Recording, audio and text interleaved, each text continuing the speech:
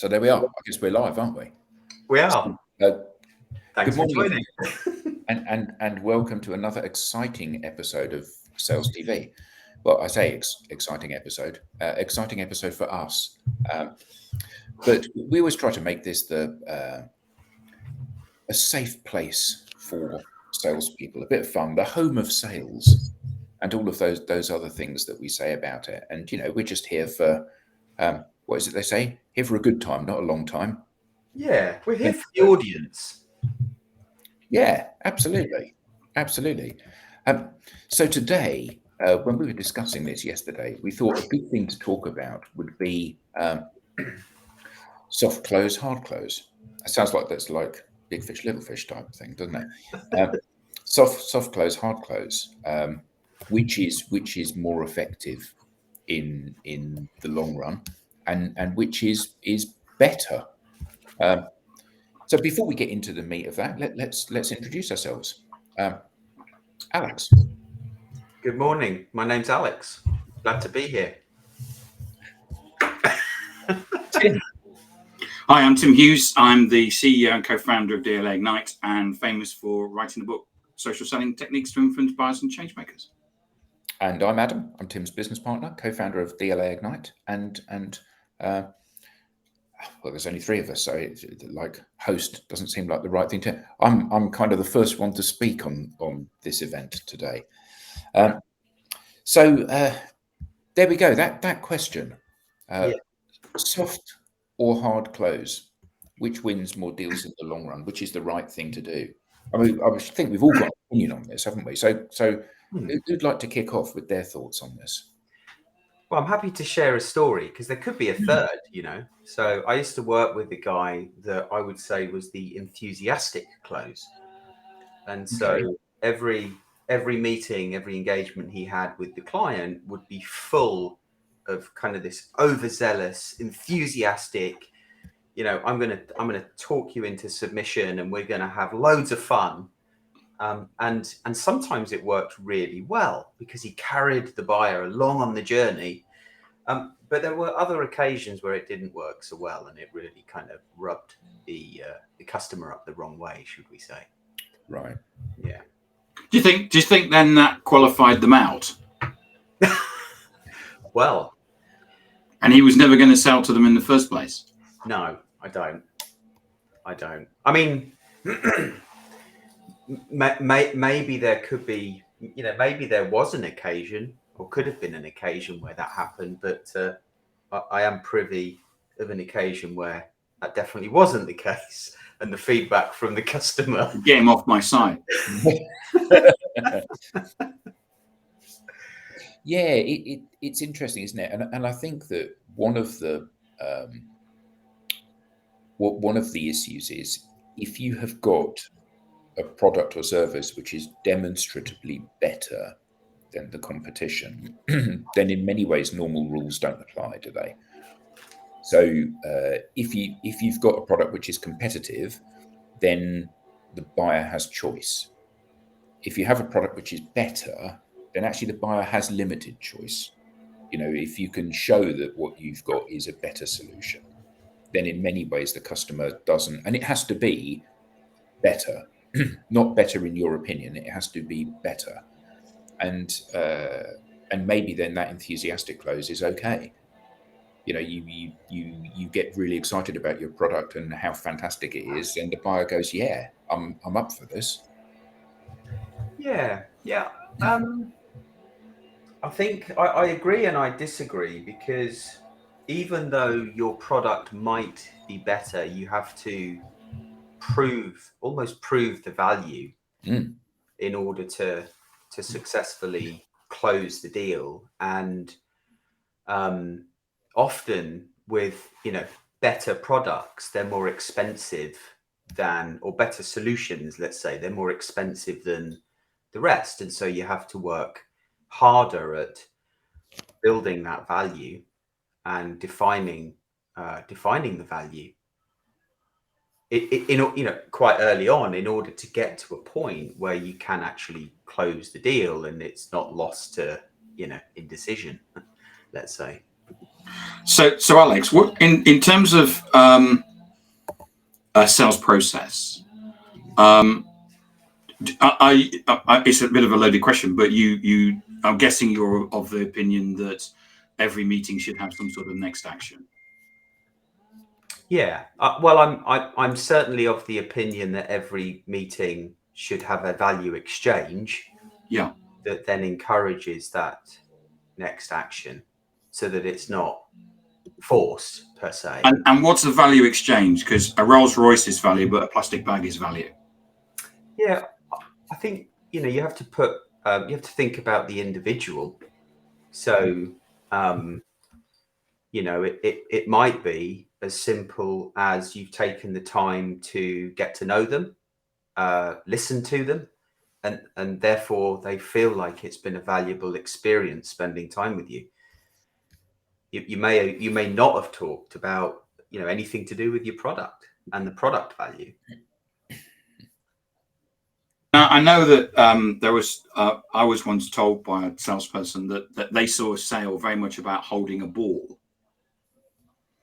And what happened during the sale was basically this ball was passed between the salesperson and the prospect. And what you needed to do as a salesperson was always make sure the ball was in the prospect's hands rather than your hands. Yeah. I mean, is that something that you think of, or? Yeah, I like that analogy. I've not heard that one before. Yeah, certainly when you feel like the prospect is moving the ball forward, if we continue that analogy into a game of football or American football, if you feel like the client, the customer, the buyer is moving the ball forward, your job is being done. I guess you want to be part of that play though, as the salesperson. Because if you think about quite often in sales processes that we've been on, there's probably been some form of demonstration.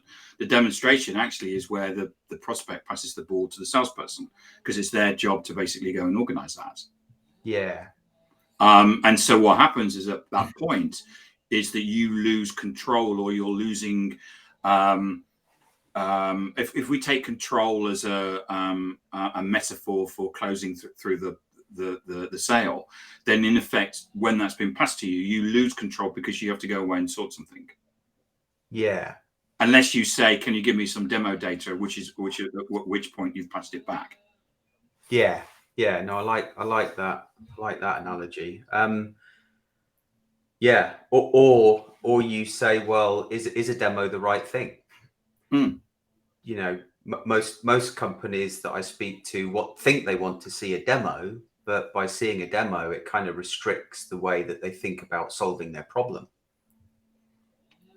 Because the software it does become very features based, the conversation then, doesn't it?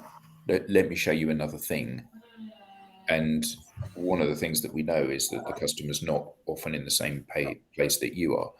So the thing that you think is really amazing, the customer often doesn't understand or care about. And the danger is that you go off down one of these flights of fancy, don't you, where you're showing all of these things that you think are wonderful and the customer has no interest at all in them. Yeah. Yeah. As we were leading up to this call this morning, I was thinking about, soft close versus hard close. And, I was thinking about the fact that, closing a sale is never one activity. It's not like, right, we're ready to close, even though most sales processes will have closing at the end of the sales process. I think there's so many different activities that need to be done. If done well, increase your chances of closing that piece of business. And therefore, if I understand the definition of soft close versus hard close, what is your definition? I think that's a really good point to have a quick minute or so on. Well, they're not my terms, but when I hear them, what I think about is, well, a hard close is when you're perhaps more persuasive. You know, you're a little more pushy. Whereas a soft close is you're closing the deal, but it's perhaps more strategic. It's more buyer-centric. The buyer feels like they're closing the deal rather than the seller. That's in my mind.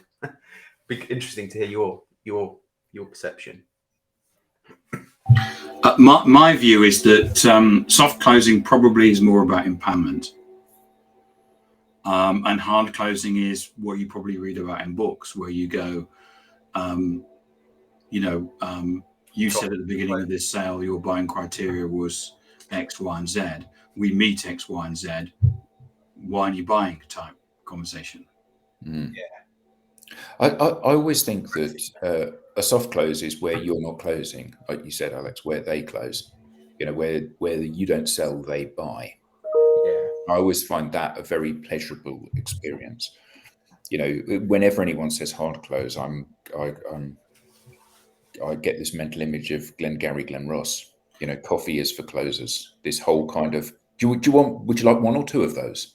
You know, would you like us to install this on Monday or Thursday? You know, that's very kind of closing off exit routes for the buyer. And I think that given the current climate, and I don't mean the economic climate, but I mean the kind of existential climate that we're in, we've already seen over the last couple of years, or few years, seen a whole host of mis-selling scandals. You know, we've seen it with PPE, we've seen it with diesel cars, we've seen it with investments, we've seen it with property.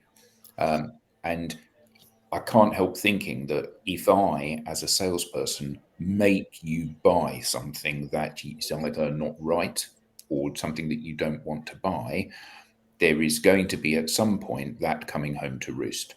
Yeah. So you guys had a way of selling stuff that was really obnoxious and disempowered the buyer and forced the buyer to buy something they didn't want to buy, like the old classic kind of encyclopedia salesman or Kirby vacuum cleaner salesman, to pick one as a joke. But you know, that whole idea where basically you put your foot in the door and you don't let somebody get away. And I think actually that there are going to be a whole host of problems around that in the coming months and years. Yeah, I'd like to think that doesn't happen so much anymore, but I know, I mean, I've witnessed it, you know, in the various environments that I've been in. Never practiced it because as a sales leader, I've always put the afters at the front of my mind. So, you know, what is that path to value for success for the customer following signature? And felt accountable as a sales leader to work with the customer success team to ensure that the baton's handed over smoothly and the customer is on the path to realizing that value. But there are many, many examples that I've kind of witnessed in other teams where, you know, something has been sold. I don't know if missold is the appropriate term, but you know, the commission is so important to the individual. By hook or by crook, they're going to get pen to paper. Yeah. And then there's a train wreck for the customer success team to clean up. And they're off. The salesperson's off. And I don't agree with that. No. It also, in the examples you rattled off, Adam, it also depends on buyer mode. So the mode that the buyer's in. So buyers basically will be in will be in a position where some of them will be, they don't mind it. So it's often called even keel, where things are going along. Others are in growth mode, and it's a buyer that's in growth mode that you're looking for. But some buyers are basically desperate. For example, you're in the middle of a pandemic. There's no PPE. So what do? You just go out and buy whatever's there. Yeah. And of course, what happens is you buy the wrong stuff. And so quite often what happens is that you can be in that buyer mode in business where you're in, where we've been in a situation just in the last few months where an organization came to us where they had no pipeline and the leader basically was going to get fired unless he did something about it. And what we've done is that we've sorted out pipeline for him. But he was actually in desperation mode. And we did that. We transacted that deal at a big ERP vendor in a week. Yeah. but purely because of the particular buyer mode was desperation. Yeah, they were very motivated, weren't they? And we were talking to basically the decision maker and the person that signed the check, which is the optimum that you can have in any sale. Sorry, Alex. Sorry, guys. I'm receiving messages that there's an error when trying to join the live. Do we see anything on the back end? Jordan's managed to get on through my profile, but someone's just messaging me saying there's an error on the page. So I've looked at. Oh yeah. So you can look at your profile. So your profile, Alex, has 6 viewers at the moment. Yeah. I'm looking at my profile and there isn't any. And it won't let. It won't let you watch. Yeah, Jordan's watching it through my profile, but it won't let him comment. Yeah, so I'm watching it on Tim's profile, and you've got viewers, and I've just loaded my profile, and there's viewers on that as well. So maybe that's why we've not had comments today. Charlie Platt made a comment has just come through. I see that in your profile, Alex. Yeah, I got on by your profile. Cool. Brilliant. Yeah. Hi, Charlie. Thanks, Charlie. Yeah. Yeah, I mean, I think that's a really good point, and I think that, but that was an example of I mean, that was your prospect. I use the word prospect in the loosest term there, but that was your relationship, wasn't it, Tim? And you didn't have to close that. You know, the buyer was hungry to buy it because, as you said, they were, and that was because of the mode that they're in, which was the fact that they were in desperation mode. Because if they didn't get pipeline quick, they got fired. But that was not a case of that was very much a soft close, wasn't it? You basically said, "Here's what we can do. This is what it's going to cost," and they said, "Yes, I'll have some of that, please. When can you start?" Yes. So that was a very soft close. In fact, it wasn't even a close; they closed. Yes. You didn't have to say about, well, you know, if we don't start today, we can't start for 6 months, or you didn't have to say we're about to have a price rise, or you didn't have to say, you know, we can start on this date or this date. There was no. You just laid it out, and they said, "Yes, please." Yes, there was a clear, compelling reason. Yeah, absolutely. But that's lovely, isn't it? Because the buyer was hungry to progress it. You answered their questions about when we can begin and what the process would look like and what the cost was. But there was no sense in the buyer's mind that they were being sold to at all. They were buying, which was lovely for them and for us, in fairness. But you know, the other side of that is the kind of, and we've all seen it, where, as you said, Alex, the seller is so focused on making their commission that you're going to buy this whether you want to or not. Yeah, there's also certain products as well which are always closed on the first meeting. So, for example, if you go and buy a kitchen or certain curtains or bathrooms, the salesperson is expected to close on that first meeting. And if you don't buy, they will never follow it up, because the assumption is that the second kitchen salesperson that you see will close it. Really good point. Yeah. But that's and that isn't a commission thing. That is they know that it's a do or die situation, and there's as far as you know, their view is that, you know, you want a kitchen because you've filled in the ticket in the Sunday Times. You've called the salesperson in. You've basically gone through, and quite often they will map it all out. And you know, you're over an hour or 2 hours. You will have designed the kitchen, and it's like, well, do you want to buy it or not? Yeah, and this is where closing is part of the other activities within the sale. You know, like qualification, like discovery. You know, these aren't one-hit activities where they often can be talked about from an enablement perspective. And you know, in software sales, you know, I've worked in the environment where you would have 18-month sales cycles. When we moved to SaaS, you know, we moved that down to sometimes down to 6 weeks. But you know, when you're buying a kitchen or a bathroom, it is very much, you've got all the information. Why can't you buy it now? Mm. And they're not after it's and quite often they're on very low basic. So you could say they're after the money because they need to eat and pay the mortgage. Yeah. But it's not like I've seen situations where people have walked away with a lot of money and selling something that probably doesn't work, whereas what they're selling from a bathroom or a kitchen perspective does work. Yeah.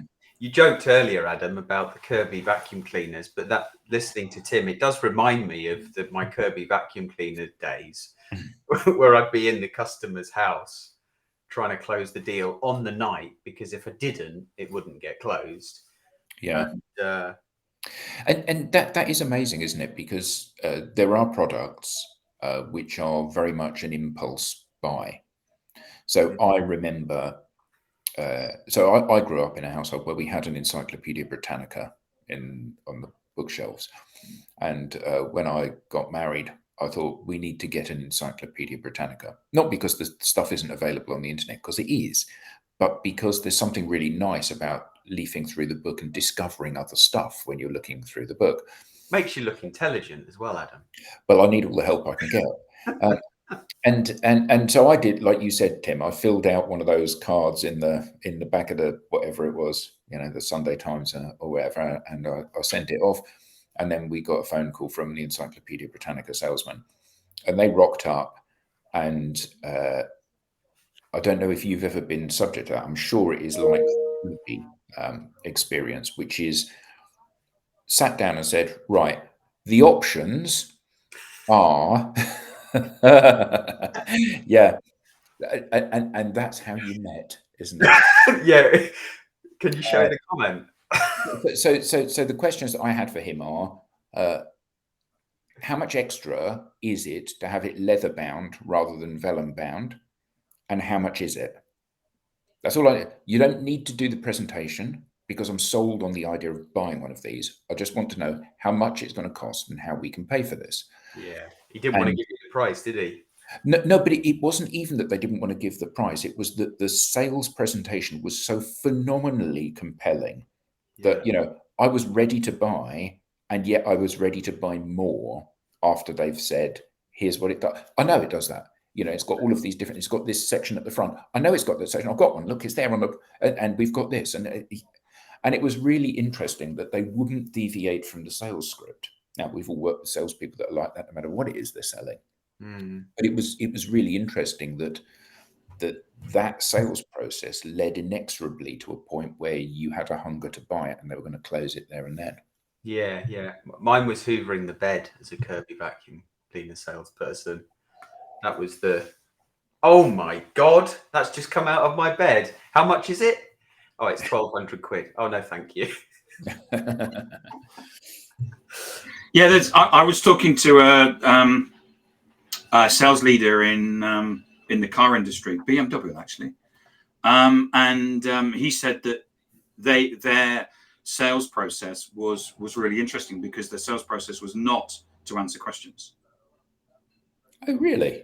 Yeah. So what they would do is that you'd come in and say, a particular, I've seen one on the forecourt, but I particularly wanted it in red.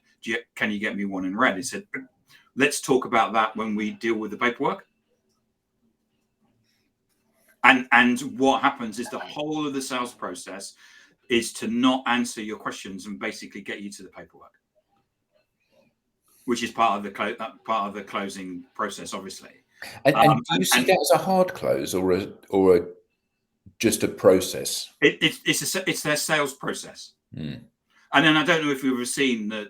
If you go onto YouTube, you'll see that there's basically salespeople have a quadrant which they basically get you into, because what they do is that they try and get you to talk about the payments per month rather than the other things. If you go onto YouTube, you'll see that there's plenty of people, ex-car salespeople, that say this is what we do, and what you need to do is you need to be talking about this in this quadrant rather than this quadrant.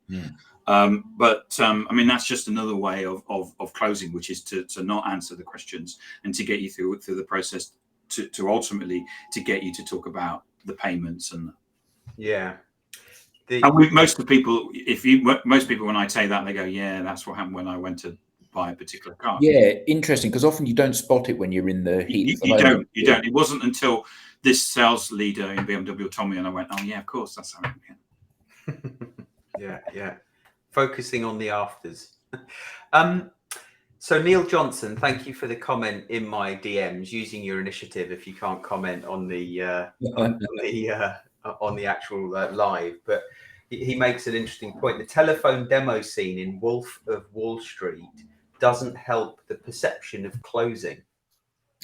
No. Maybe how not to do it. I do have that clip ready if anyone's interested. Yeah, by all means, play it.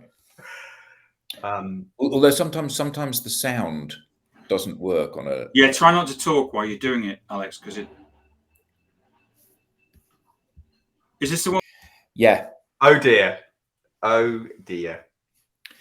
Yeah. That said, it was quite entertaining to watch, and every salesman, they watch that and they go, "Yeah, that's really slick, isn't it? That's really slick." Yeah.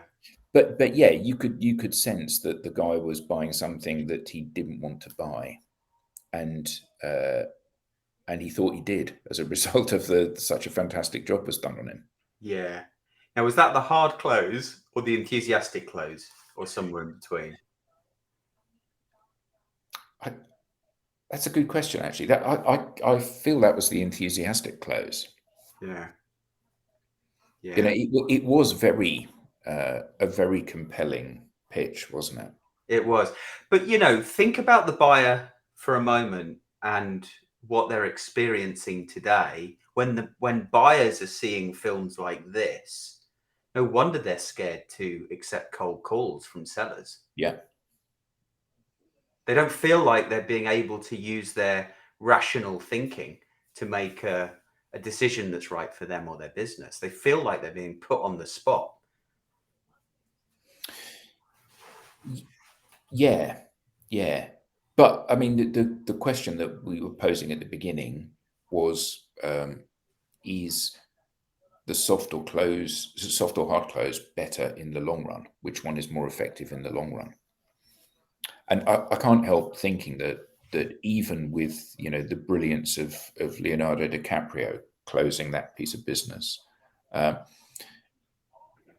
the first sale is not representative of the lifetime customer value, is it? If you force the customer to buy something that they don't want to buy, you put them in a position where they feel uncomfortable and unable to articulate the fact that they're not happy with progressing down this line. It will become very difficult to get a second conversation with them. So Yeah. they'll buy it this time, but they certainly won't want to talk to you a second time. Yeah.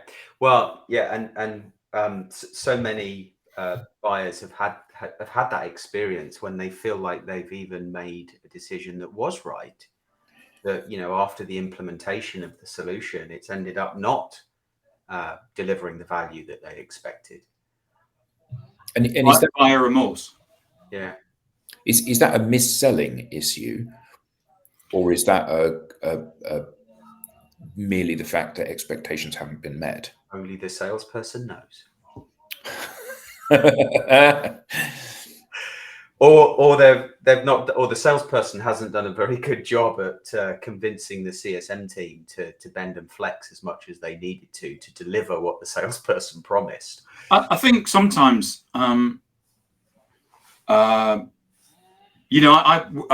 we early days of running this company, we went and spoke to a very large company that sorts out if you've got rats and mice and wasps and stuff. And they told the story that they bought a tool from a company, and I can't mention them because we're transmitting over their social network. And they bought a particular tool off them, and this company came in and gave this amazing presentation about how it was going to completely transform all of their sales. And they switched it on a Monday, and nothing happened.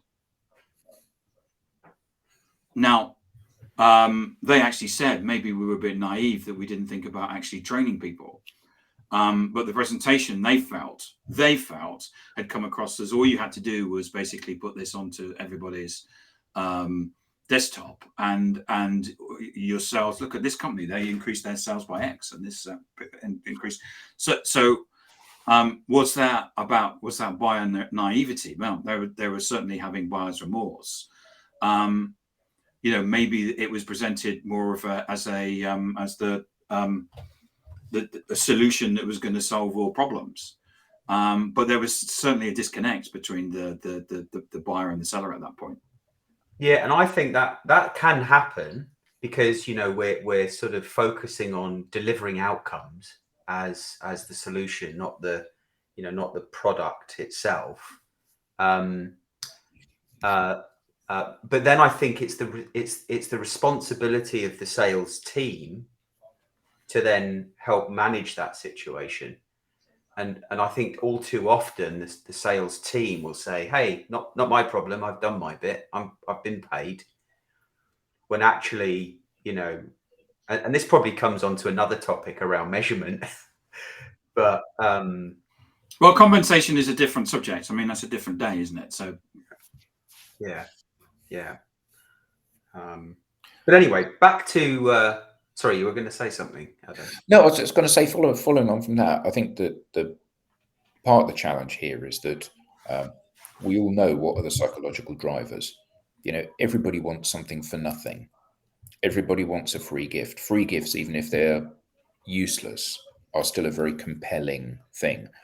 And it's like this pest control company. If you buy this, it'll do all the work for you. Well, actually, we all want that. And that's why we see so many organizations that buy these marketing automation tools and cold outreach tools. This will deliver you a constant stream of leads. No, it won't, because actually the world and life doesn't work that way. There's no such thing as a free lunch. However, every one of us, when we get that email that says, I'm the lawyer working on behalf of Prince whatever, and we've got $19 million and we need your bank details to transfer it all to you, and there's only a small fee for doing that. All of us think to ourselves, I wonder. And there's that lovely meme, isn't there, about man in Nigeria dies with $150 million in his apartment that he's been trying to give away for the last 2 years. And the point is that we, all of us, hope that there's an easier path between here and there. Yeah. You said something there, Adam, about marketing automation as the example, and I can't help but think that we're now in a position where these tools that were once bought to deliver an ROI are no longer delivering the ROI, yet the people using them are so tired of how clunky they are and outdated they are. They'll encourage a switch to a different platform because it's easier to use, and then they'll make sure they make up the story internally for the ROI in order to get the support from the people that influence the decision and can actually execute the contract signature and the implementation. I've seen that as well. Adam and I were working with an organization where marketing said, "What's the Salesforce product for email marketing?" They'd already bought that. It didn't work. They weren't getting any response from email marketing, so they went out and bought Eloqua, which isn't £100 a month, and we still didn't get a response from email marketing. Yeah, and they left 3-6 months later. Yeah. But the point here is that when sometimes it does turn into a let's bash marketing session, but the problem is when you have a lot invested in a particular belief system, because actually email marketing hasn't always not worked. Once upon a time it did work. Once upon a time you changed from sending letters to sending emails, and it opened up an instant delivery to a global thing with a zero cost attached to it. And all of a sudden it was like, wow, this has opened the doors. In the 90s when we started doing it, and everybody would respond. Yeah, and for 10 or 15 years after that, It was the golden era of email marketing. And in those days, understanding open rates, understanding split testing, understanding headlines, understanding the power of images and personalizing those to individuals, understanding how to orchestrate a campaign through that, all of those things yielded a massive benefit. Because let's be honest, a 5% uplift in open rate, if you're sending 1 million emails and 20% of people are opening them, is a massive difference. If you're sending 1 million emails and 3 people are opening them, a 5% increase makes no difference at all. And the problem is that we've had this big shift, but people are still wedded to the old way of doing things, believing that there's some value in it. And I think that your point about changing to a more elegant interface that's less clunky and easier to use and more pleasurable to use, because to rock somebody's whole worldview, to say this way of doing things simply doesn't work. And it's like when we talk about cold calling, and we say cold calling is a complete waste of time. And what a lot of people that are very skillful at the telephone, at telephone sales here, is that telephone sales is dead. And it isn't. We never said that. You know, if you phone somebody up and the person is waiting for your call and wanting to speak to you, the telephone is far more powerful than a messaging exchange. Of course it is.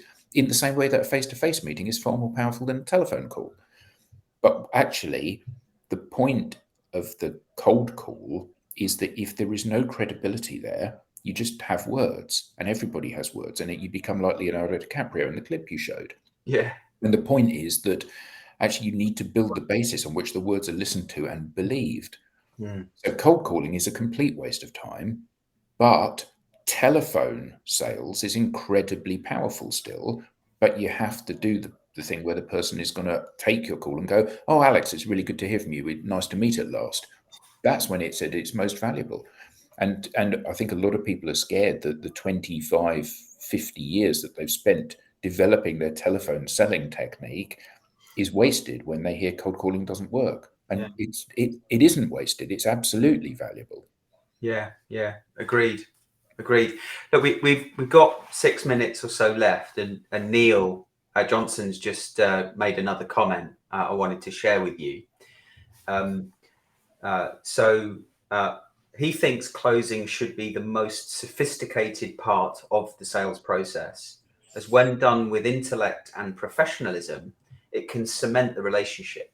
Training should focus on this and discovery as most important phases, in his opinion.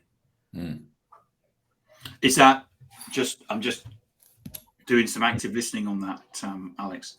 So in terms of discovery, that's about understanding what the business requirement is, and the issues, and where the buyer is in terms of their own thought process and what they get from it, and then using that through the sale to basically ultimately close against that. Is that what we're saying?